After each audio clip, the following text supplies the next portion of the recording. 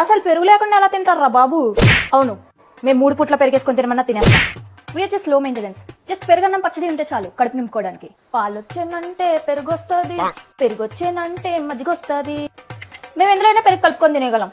పప్పులో, చికెన్ లో, కూరలో, ఆఖరికి సాంబార్లో కూడా. చెప్పడం మర్చిపోయా, పెరుగన్నంలో అలా మామిడి పండు, అరటి పండు బాగా పిసికి పిసికి తింటే ఉంటుంది. ఆ టేస్ట్ వర్ణించలేమే.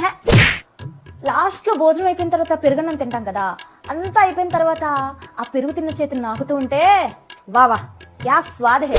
పెరుగుతో మజ్జిగ, పెరుగుతో లస్సి, పెరుగుతో వడ, పెరుగుతో రైత, అలా అంతా పెరుగుమయం కావాలని ఈ పెరుగు ప్రజలు కోరుకుంటున్నారు. హలో దేవుడా, ఓ పెరిగిచ్చే గేదెను పంపించు దేవుడా. అసలుకి పెరుగంటే నచ్చని వాళ్ళని చూస్తే అసలు పెరగడం ఎందుకురా పెరుగు తినలేనప్పుడు అని అనిపిస్తూ ఉంటుంది. అంటే పెరుగంటే ఇష్టమో కాదో మేము మాటలు ఎప్పుడు చెప్పం, ఇది నాకు ఇష్టం, లైక్ మనకు బిర్యానీ అంటే ఇష్టం అలా చెప్పం.